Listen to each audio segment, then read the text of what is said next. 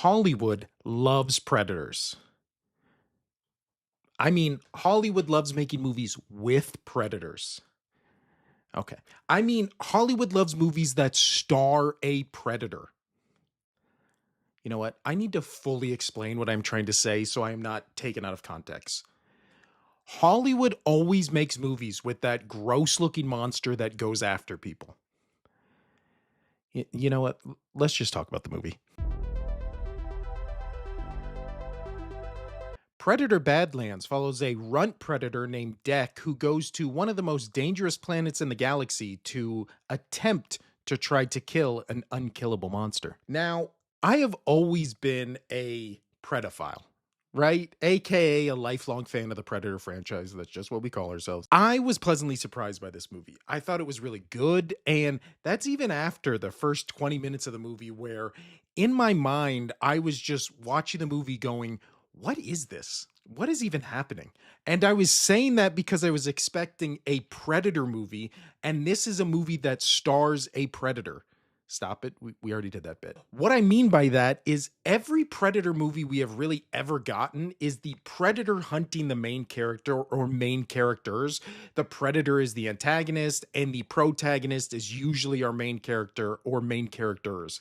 Now, this movie flips it and has the Predator be the protagonist, and this movie just straight up has no humans in it.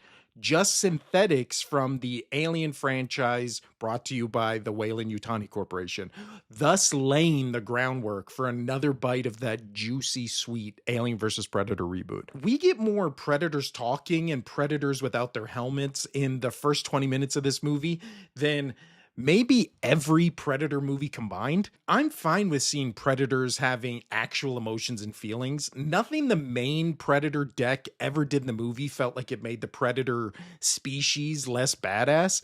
And at one point, Dak's reasoning for forming a found family mini clan is just saying wolf, which is fitting and badass in the movie. We don't see, some long emotional pussification of the Predator character or Predator IP. That is already a reason I know is coming or already out there from a certain group of the movie watching community for why they didn't like this movie. It just doesn't happen. You don't see it on screen. The Predator is never presented as anything but a badass. Now, as far as the plot, we see the main Predator of the movie, who obviously is Deck, fight his brother Kui, nailed it, and we learn Deck is a small predator that makes him the runt of the litter, and then the siblings decide what planet that Deck should go to claim his first trophy and earn his cloaking device.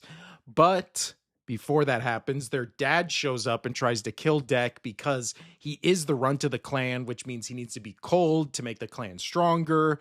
Kui stops his dad from killing Deck, and then he gets killed himself at the hands of their father. In Kui's last stand, he launches Deck into his spaceship and then into space to go claim his trophy on the dangerous planet that houses the unkillable monster called a Callisk. Deck wakes up on his ship as it is crash landing on the planet Jenna, which is home to the Callisk, but also home to a bunch of other plants and animals whose sole purpose appears to be just to kill what is ever around it.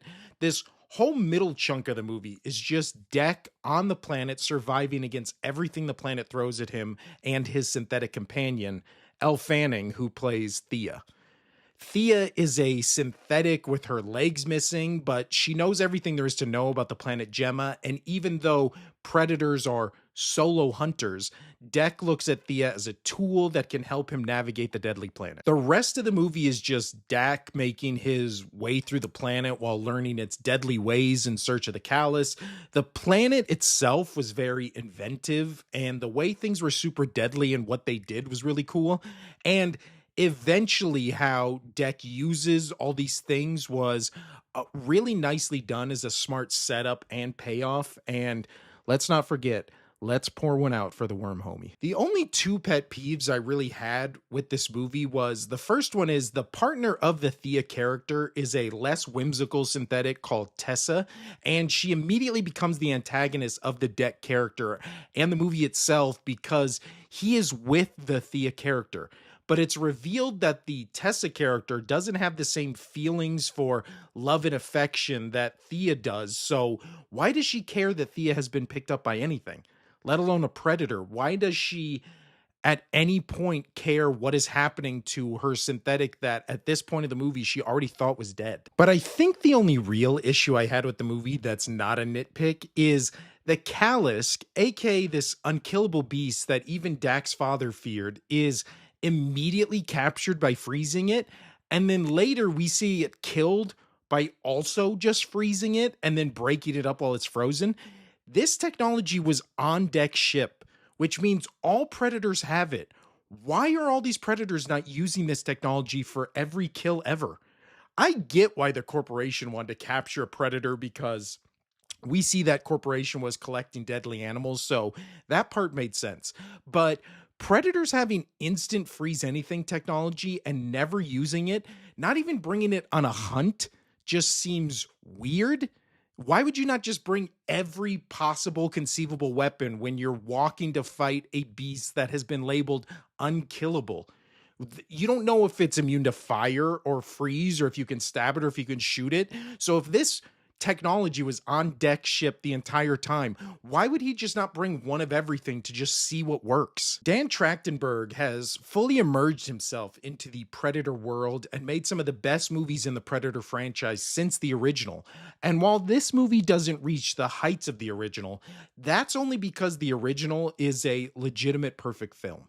I've watched it twice in the last week, and I will be doing a video on it this week. So I believe I'll have that up tomorrow, where I just talk about what a perfect movie it is. So look forward to that. But as far as Predator Badlands, it stands right there, shoulder to shoulder with both Prey and Predator Killer of Killers, which were really great movies and should be the blueprint for what the future of the Predator franchise should be, expanding the lore of the Predator race while also showing us, the audience, predators throughout history fighting different kinds of badasses. Like, how have we not seen a predator versus a pirate or a captain or a space marine or a caveman or any other random warrior type in a movie? Make 9 more Killer of Killers Predator movies and just keep repeating that formula over and over again, and you will print the easiest money of your life. Everybody ever has always been like, I wonder what Predator would do against fill in the blank. It's a Disney owned property at this point. Have him fight Jedis. Have him fight what Marvel characters. Like, who cares? Just do Elseworlds. They do it in the comics all the time. Do them animated. These would make billions, if not trillions of dollars. And that's coming from the number one pedophile. Not number one. I know you think I should take exception with the name, but I'm more going to take place with the ranking. I'm in the top 100. There you have it. Predator Badlands. We're going to be trying to do 2 to 3 movies a week here on the channel, so stay tuned. This week we're going to be talking about Predator, as I just said, the original Running Man, and then the Edgar Wright Running Man reboot on Saturday. So come back here all week to see those. Go check out 31 Days of Horror Hullabaloo. Do all the YouTube stuff. You know what to do. So this is Will. Adios.